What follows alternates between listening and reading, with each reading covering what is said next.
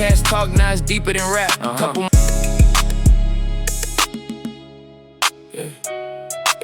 He was officially charged with being a felon in possession of a firearm.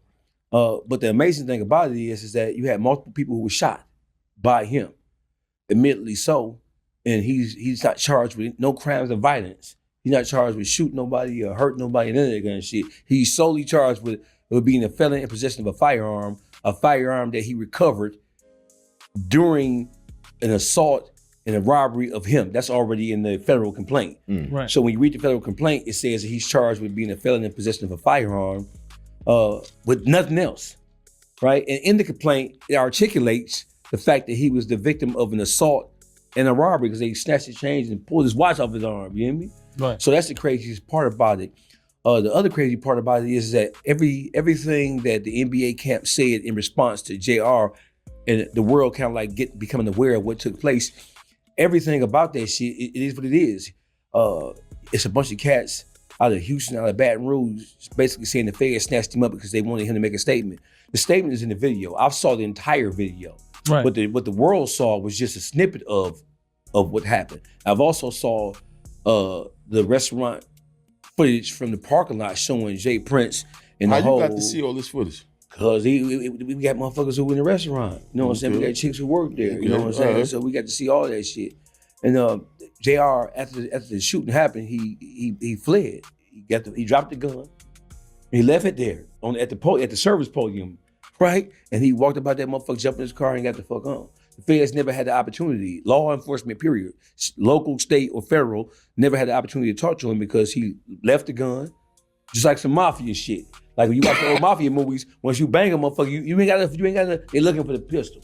You ain't gotta look for it because it's right there. You know what I'm saying? He left, jumped in his truck, and got the fuck on, and he came back to Michigan. So they never had the opportunity to talk to him except through his lawyer, because he lawyered up right away.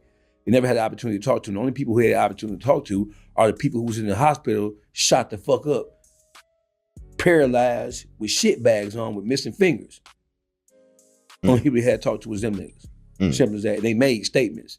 And that's why it's some confusion about, or that's why it's an issue about who had the pistol, who had what, when, where, and how. Right. They made statements. And when you look at the federal complaint, another amazing fact about it is the federal complaint says he was a victim of an assault and a robbery.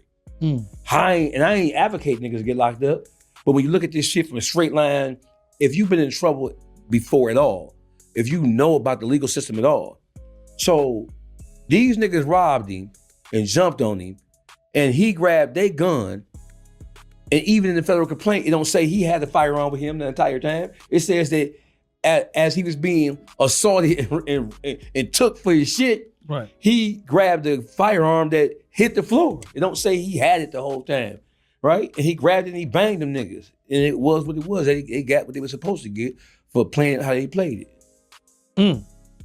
So when you spoke to him, how was his energy? He feel like he might beat that case. We beating that shit because it is what it is. Everything is spelled out. They trying to play it like, oh, they want JR to make a statement. If he make a statement, it's gonna trigger a bigger indictment with Jay Prince Jr. and all the rest of that shit. It is what it is. Motherfucker, you niggas play with it. They got the surveillance footage. They have y'all all talking the whole story that CJR made a mistake. So in his forever quest to try to prove himself, he took to Instagram and he made an Instagram post in which he said that he arrived late at OG 33's party, who was like second, third in command of Never Broke Again, the extra NBA label. Youngboy people. Yeah, he said he made a statement and put it on Instagram, and his daddy made him take it down because all you did was just give him a chronological timeline. All you did is really explain from your perspective what happened, and you finna nail yourself because that shit ain't what happened. And it don't take much. The footage itself contradicts what Junior's original statement was. Right. And his statement is that he was moving around throughout the course of his day. He had no idea this was gonna happen. He had no idea that he was gonna see JR. And that he arrived late to a party that was already taking place at Confessions. Right. That's a lie. You know what I'm saying? The NBA OG3's birthday party with him and his family, NBA Ron, Dead End, nigga, all them niggas, it was at a restaurant in Houston called Atlantic Ocean, right? They were all there. Well, Junior wasn't there, they were there. When they pulled up to Confessions, they all pulled up together. So when Junior said, hey, I arrived late because I had to go to my aunt's birthday party, which was a family affair, and I had to go to physical therapy. So that's why I arrived late with no jury on, and I didn't have regular mob ties, figures, or security with me because Junior never goes anywhere without security because he ain't going nowhere without no security because he ain't like that. He needs somebody to help him out. He needs a helping hand. He ain't just bopping around that bitch, even though he's born and raised in Houston. He ain't bopping around that motherfucker by himself because he can't. So that was the statement that he made on Instagram. When you look at the overall footage, especially the parking lot footage, you see them all pull up together. And he said that he came late because he had his aunt's birthday party and because he had physical therapy. The whole incident transpired at 11:30 on April 8th. April 8th was a Wednesday. The restaurant closed at 12 at midnight. Y'all all got there at 11:30. The footage show y'all all getting there together at 11:30. So there was no party that Junior was late for because Junior and the NBA camp came together. And as JR was leaving at 11:30, that's when they were coming. So the whole theory and the whole story, he put his foot in his mouth by telling that whole shit like that. And then when the NBA camp talked to academics said he retold the story about Junior pulled up to a party that was already going. They wasn't even there, right? When the footage of the whole situation, they wasn't there. Junior Allstar JR was leaving and they were coming. And the confrontation happened right at the elevator. You know what I'm saying? So it was an orchestrated measure, man. Jay Prince Jr. is a despicable piece. He a horrible cocksucking ass nigga. He is not his father. He is not his father. He's tarnishing the entire image of the whole Rap-A-Lot dynasty and empire. That nigga is not his daddy. He a trust fund, baby, trying to be something that he's not.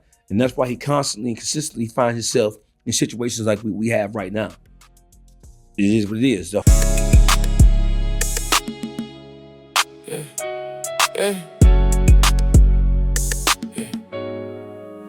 Yeah, they stir the pot, turn smoke into a blaze. Every headline got a name, trying to boost they plays. Turn brothers to ops, put a price on pride. On God. Industry messy, they just watch from the side. Watch podcast talk, now it's deeper than rap. Couple mics and a camera, got them setting traps. Number one in the city, but it come with a cost.